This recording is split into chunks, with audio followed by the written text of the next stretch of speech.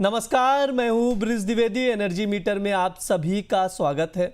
अमेरिकी राष्ट्रपति Donald Trump के प्रशासन ने रूस की दो दिग्गज ऑयल कंपनियां रोस्नेफ्ट और लुक ऑयल पर नए प्रतिबंध लगाए हैं। ये कदम रूस पर यूक्रेन युद्ध रोकने के दबाव के लिए उठाया गया है। इस फैसले के कुछ ही घंटे में हमने देखा कच्चे तेल की कीमतों में 4% तक की उछाल दिखाई दी।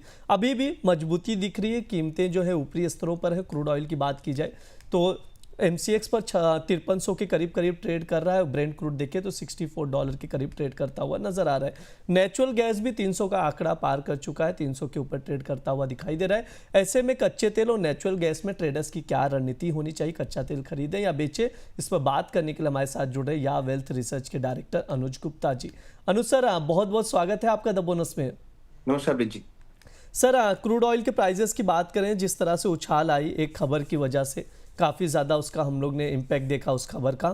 कीमतों में मजबूती जो दिखी है ऊपरी स्तरों पर आई है, 3-4% ऊपर। ब्रेंट क्रूड की बात करें तो $64 के करीब ट्रेड कर रहा है। MCX पर अगर क्रूड ऑयल देखें घरेलू बाजार में तो 5300 के आसपास ट्रेड करता हुआ दिखाई दे रहा है। क्या लग रहा है सर, यहाँ से वापस से तेज़ी की ओर क्रूड ऑयल जा रहा है या वापस से डाउन साइड प्रेशर बनता हुआ दिखाई देगा? देखिए, क्रूड में एक बात समझनी बहुत जरूरी है कि क्रूड की जो मार्केट है उसकी सप्लाई बहुत हाई है। ये जो प्रोडक्शन कट करने की बात करी है ये एक शॉर्ट लिविड है, क्योंकि वॉर खत्म करने की बात चल रही है और वो देखिए वॉर अभी खत्म होती हुई नहीं दिख रही है। तो मुझे लगता नहीं है कि कोई ज्यादा बड़ा इंपैक्ट इस पे आता हुआ दिखाई देगा।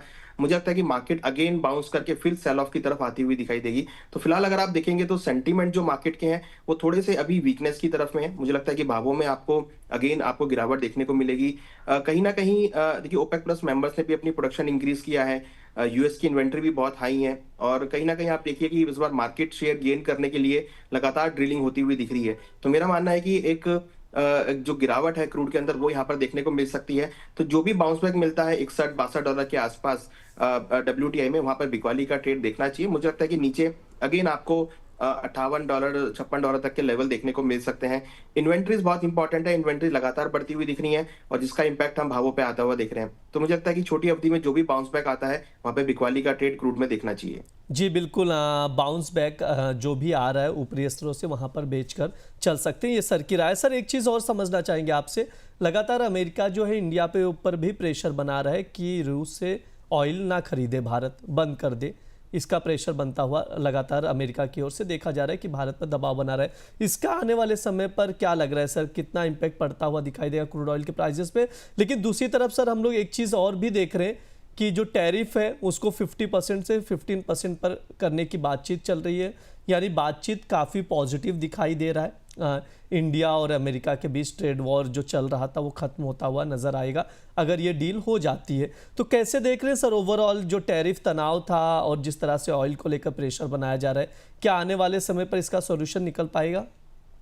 देखिए, एक चीज और है, ग्लोबल जो डिमांड है क्रूड की वो काफी लोअर हो चुकी है। हमने देखा है कि कहीं ना कहीं जो वॉर सिचुएशंस थी उसकी वजह से ग्लोबल डिमांड कम रही है। ईवीज की डिमांड बहुत बढ़ी है, तो डिमांड फैक्टर भी यहाँ पे रोल प्ले करता है। देखिए, सप्लाई अगर बढ़ भी गई, अगर डिमांड नहीं है तो कोई इसका इम्पैक्ट नहीं आएगा।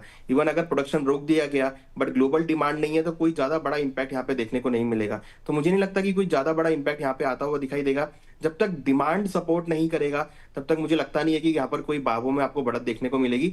अगेन आपको भावों में सेल ऑफ देखने को मिलेगा। तो सेंटीमेंट अगर आप देखेंगे तो टोटली डिमांड की तरफ है। डिमांड अभी बिल्कुल भी नहीं है जो यहाँ पर भावों को सपोर्ट करे। वहीं अगर हम देखें तो कहीं ना कहीं जो ट्रेड टैरिफ है, देखिए अगर कोई भी ट्रेड टैरिफ यहाँ पे सुलझता है तो कहीं ना कहीं हो सकता है कि उसके बाद फिर आपको एक अच्छी खासी डिमांड आती हुई दिखाई दे, ट्रांसपोर्टेशन एक्टिव होता हुआ दिखाई दे। तब हम देख सकते हैं कि कहीं ना कहीं पॉजिटिविटी मार्केट में आ सकती है, तो भावों में उछाल देखने को मिल सकता है। तो अब ये देखना पड़ेगा कि यूएस और चाइना के जो ट्रेड टैरिफ्स हैं उसको लेके क्या डिस्कशन है, इंडिया यूएस की जो ट्रेड टैरिफ है उसको लेके क्या डिस्कशन है। कोई भी अगर रिलैक्सेशन आता है तो फिर वो भावों के लिए सपोर्टिव हो सकता है।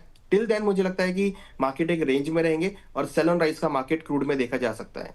सर, अभी MCX पर जो क्रूड है 5300 के करीब ट्रेड कर रहा है। सर, क्या कुछ ट्रेडिंग कॉल बनते हुए दिखाई दे रहे हैं सर आज के लिए?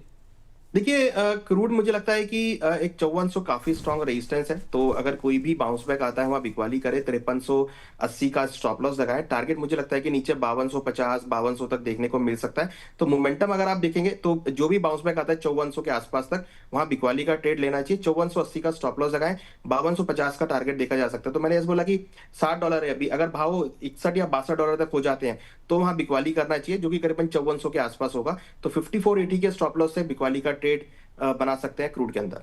जी बिल्कुल, क्रूड जो है ऊपरी स्तरों से बेचकर चलें, 5400 के करीब शॉर्ट करना है, 5250 का टारगेट रहेगा। स्टॉप लॉस जरूर लगाएं 5480 का। ये क्रूड ऑयल की ट्रेडिंग कॉल है जिस पर आप लोग नज़र बनाकर चल सकते हैं। जैसा सर बता रहे हैं उसके अकॉर्डिंग देख सकते हैं। एमसीएक्स पर अभी देखें तो 5342 के करीब क्रूड ऑयल ट्रेड करता हुआ नजर आ रहा है। अब नेचुरल गैस पर भी बातचीत कर रहे थे, 305 के करीब नेचुरल गैस भी ट्रेड कर रहा है, यानी 300 का जो लेवल था वो क्रॉस कर गया है। सर नेचुरल गैस को लेकर क्या राय रखेंगे, क्या कुछ ट्रेडिंग कॉल्स बनते हुए दिखाई दे रहे हैं सर? देखिए नेचुरल गैस के लिए आने वाले 3 महीने बहुत क्रूशियल हैं। यूएस के अंदर जो वेदर है वो कोल्डर होता हुआ दिख रहा है, जिससे काफी हद तक सपोर्ट मिलेगा। हमने देखा भी है पिछले 3 दिनों के अंदर ही करीबन 20% के आसपास नेचुरल गैस के भाव ने जंप लिया है। मुझे लगता है कि ये जो अपसाइड मोमेंटम आया है वो कंटिन्यू रहेगा, और विंटर सीजन की डिमांड काफी इंपॉर्टेंट है। तो मुझे लगता है कि नवंबर दिसंबर जनवरी तक के भावों में आपको अच्छी खासी बढ़त देखने को मिल सकती है। तो नेचुरल गैस तो मुझे लगता है कि अभी किसी को ट्रेड बनाना है तो बाइंग साइड का ही ट्रेड बनाए। इन्वेंट्रीज भी यहाँ पर कम होती हुई दिख रही है, डिमांड भी बढ़ रही है, और विंटर सीजन है जिसका इम्पैक्ट डिमांड पे रहेगा। तो नेचुरल गैस के अंदर हमें लगता है कि बाई साइड का ट्रेड बना सकते हैं। कहीं ना कहीं 300 के आसपास अगर लेवल्स मिले तो खरीदारी का ट्रेड बनाएं। स्टॉप लॉस 294 का लगाएं, टारगेट 310 तक देखने को मिल सकते हैं। जी बिल्कुल, नेचुरल गैस में खरीदारी की सलाह दी जा रही, यानी अभी 300 के आसपास आप खरीदारी करके चल सकते हैं। अभी 304 का भाव चल रहा है, यानी 4 रुपये की गिरावट आती है तो बाय ऑन डिप की स्ट्रैटेजी नेचुरल गैस में बनाकर चल सकते हैं। टारगेट 310 का रहेगा, स्टॉप लॉस 294 का लगाकर चल सकते हैं। ये ओवरऑल नेचुरल गैस पर भी बातचीत की गई है।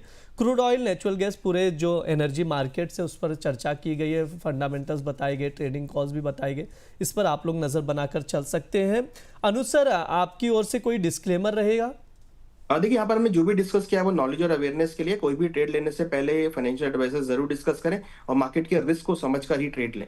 बहुत बहुत शुक्रिया सर आज की चर्चा में जुड़ने के लिए। Thank you sir.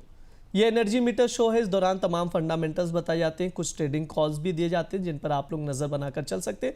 फिलहाल के लिए इस शो में इतना ही। आप लोग बने रहिए द बोनस के साथ। धन्यवाद।